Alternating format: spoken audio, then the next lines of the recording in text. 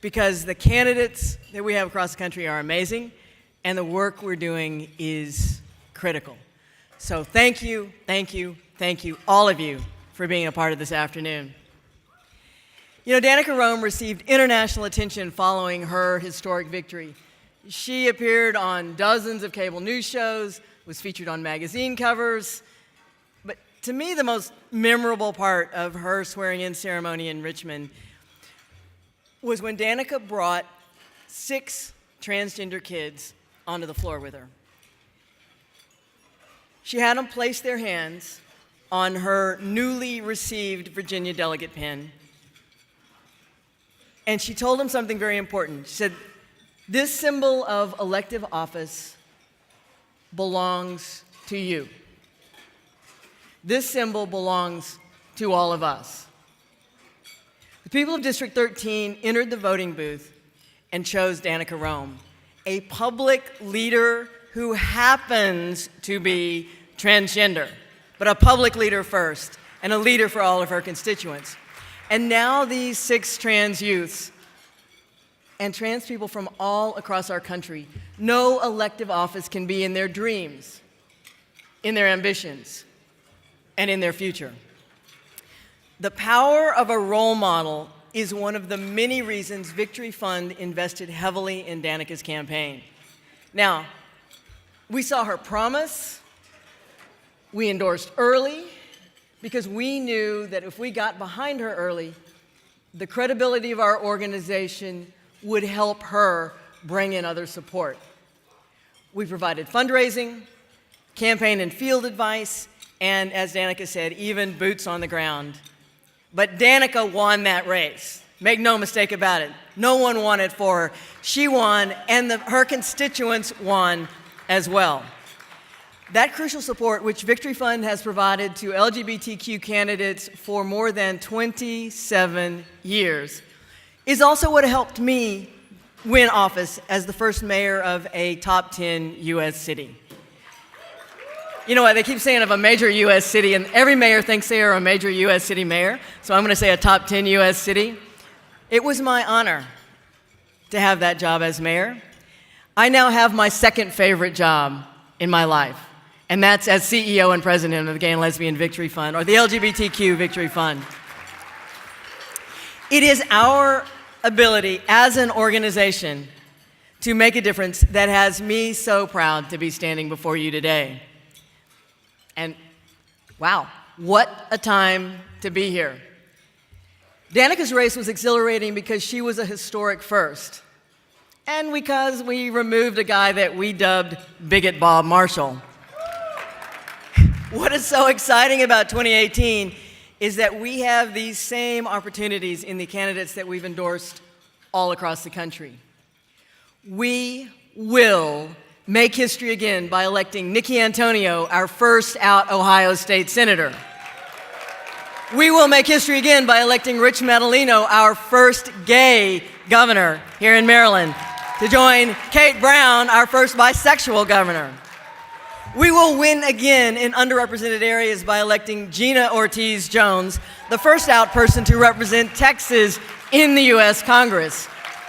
And we will win again and defeat bigots by electing Katie Hill, who is running against congressional incumbent Steve Knight, an extremist who, despite having a gay brother, continues to rally against LGBT equality and the so-called promotion of homosexuality. We have more LGBTQ candidates running than ever before in American history this cycle, and many are poised to break new ground for our community. One of these amazing candidates is David Ermold. Who in this room knows who Kim Davis is? Kim Davis, the notorious county clerk from Rowan County, Kentucky, who refused to recognize the U.S. Supreme Court ruling on marriage equality. You know, most people who refuse to do their jobs are fired immediately. Well, believe it or not, Kim Davis is still in elective office. She is a shining star of the political groups devoted to destruction of our community. She even has a new book, don't buy it, unbelievably titled Under God's Authority. You don't need to read it, I'll give you the gist of it. God hates gays, so screw the rule of law. That's Kim Davis. Kim Davis won't be in office much longer, however, because David Ermel is about to take her down. Kim Davis denied David a marriage license twice, forcing him into lengthy litigation just to exercise a right that our Supreme Court has affirmed. Now David is running against her for Rowan County Clerk, and with your help, we will defeat her, take her out of office where she should have been out of office a long time ago. Much like Danica's victory, a win for David would reverberate well beyond Rowan County. He's just one of the many candidates with races that can have an outsized impact on our equality in this cycle. We know that when our people win, when LGBTQ candidates win, they will block anti-LGBTQ bills, advance pro-equality legislation, and be the voice for our community. When we're in the halls of power, it humanizes our lives and forces our political opponents to look right in our eyes when they want to discriminate against us. That's why having open legislators in our state houses stops bad bills. And we have to do that more and more. But our candidates are more than about equality for our own community. They have to be. They represent their districts. I spent 18 years in public office in 3 different positions. And during my first 2 races for city council, whenever the media covered me, because I'd been a lesbian activist in the 70s and in the 80s, it was Annise Parker, lesbian candidate, or Annise Parker, homosexual activist, because it really was the early 90s. Annise Parker, homosexual activist, runs for city council. I could have given a keynote address. Actually, I probably could have stripped down in the middle of the stage, and they would still talk about Annise Parker, lesbian activist, running for city council. That would have been the focus of the headline. I couldn't break through. And guess what?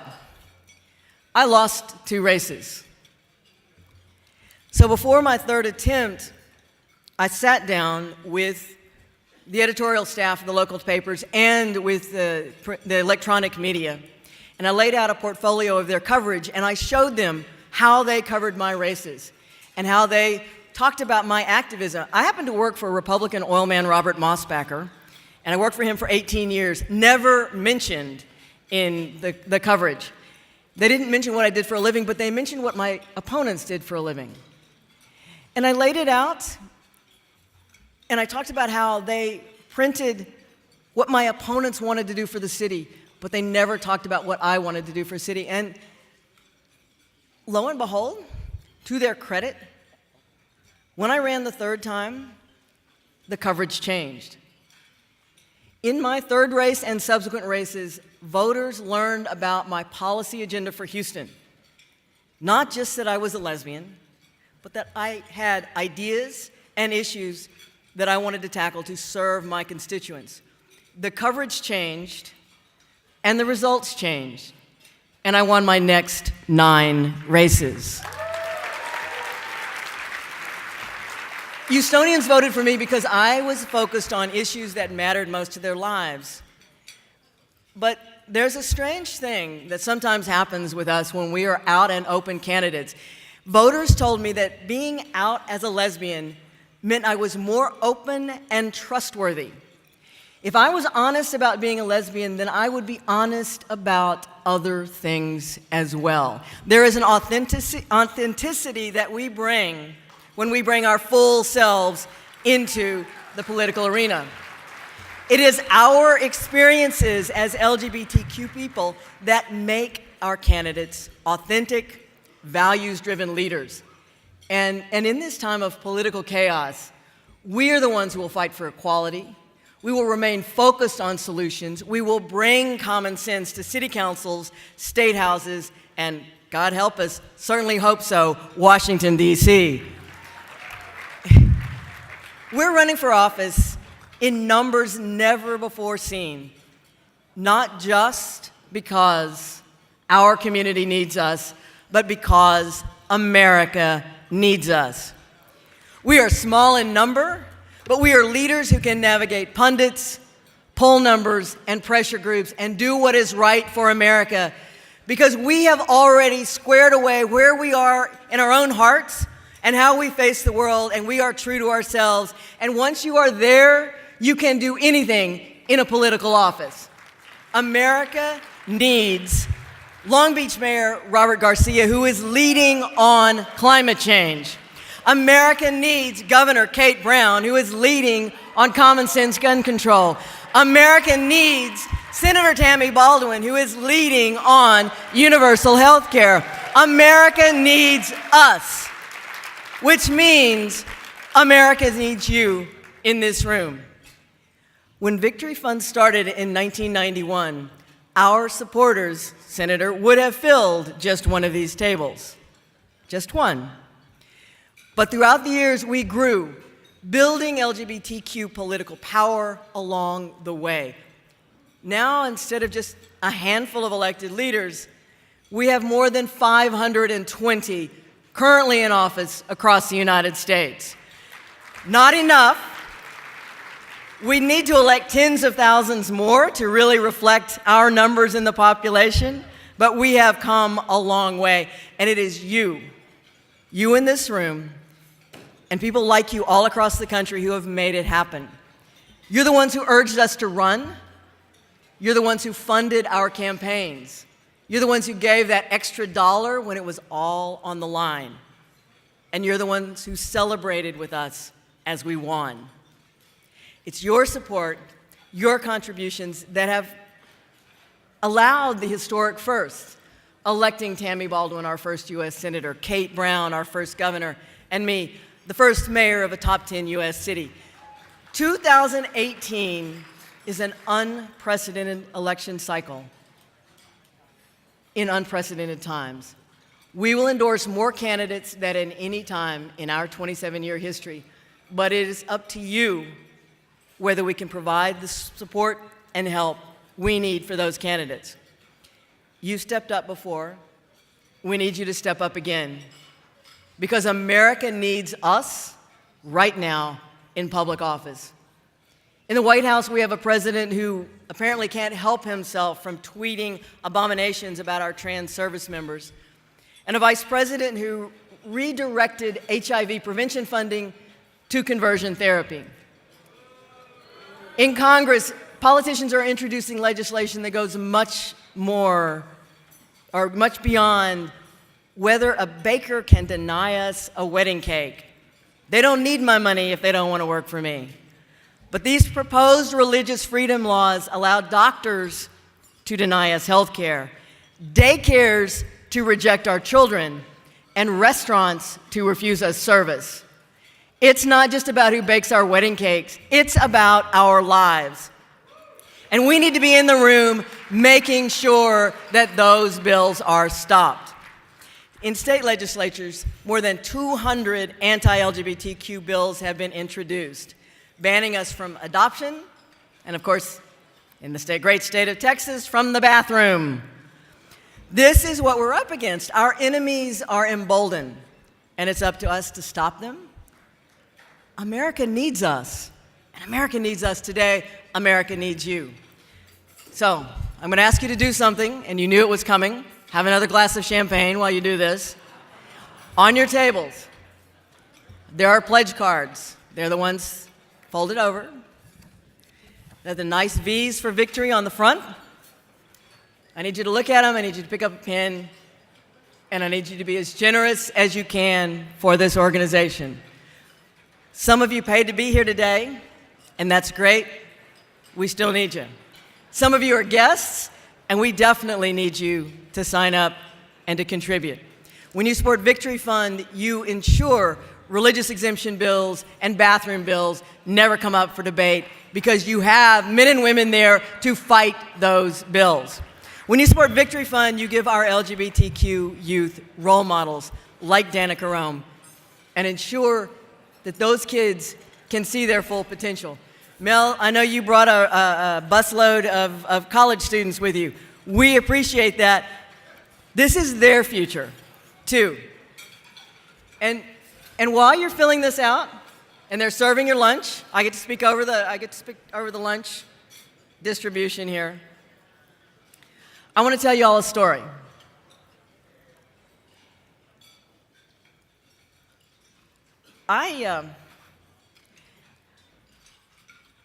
In 2015, I traveled to Charlotte, North Carolina, to stump for a candidate there. As mayor, I was still mayor at the time. One of the nice things about mayor is I did have a full-time Houston Police Department security detail, and they always traveled with me. I was there with my detail in Charlotte, and I was to attend an afternoon reception at a private home in the Charlotte gayborhood. Y'all know what a gayborhood is. There is one in Charlotte, who knew? And I had some time to kill. I was a little bit early, and so I found a coffee shop not far from the house, and my detail and I went in, and we got something to drink, and we came outside to enjoy the weather.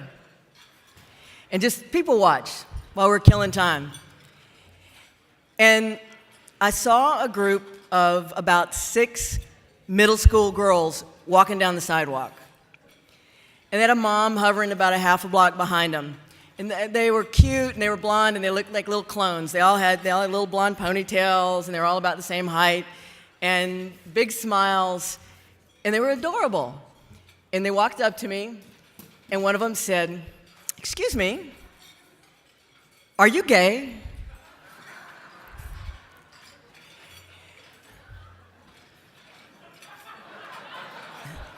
And that's exactly what I did.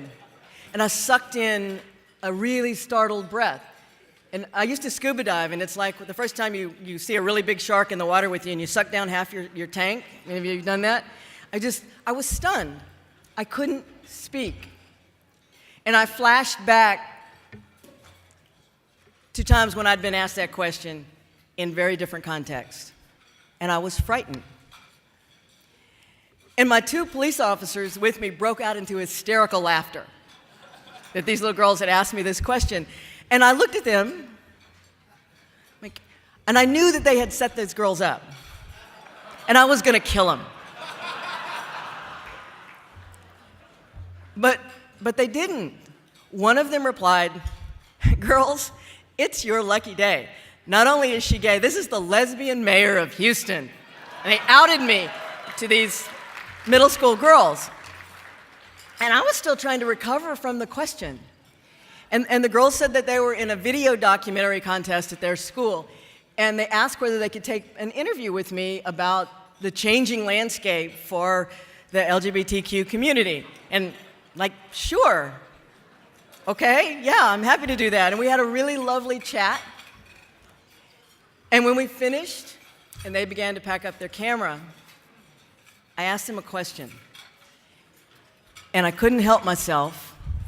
I had to ask them this question.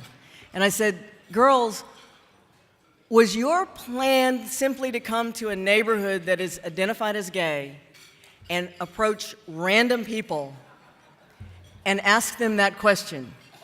And every word in this story is true. Ask them that question. And they're like, "Uh-huh."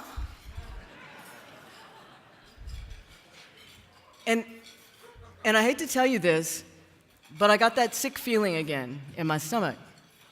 And I looked at them, and I was in shock. This is 2015, not that long ago. And I couldn't help it, and I said, as gently as I could, "You might want to rethink that plan.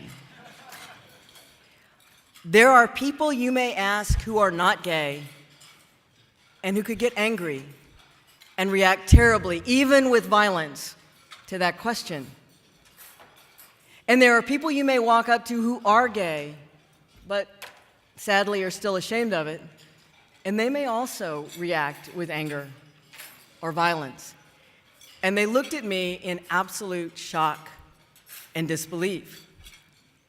And those girls, those 8th grade girls, couldn't imagine that what I said was true. America needs us. America needs you. Because those girls deserve an America that is as safe and as accepting as they believe it to be. We need to create that America that they imagine. and hour out LGBTQ candidates are the ones who will make that happen. Please fill out your card. Please join us in making this an historic election year. Thank you very much for being here today.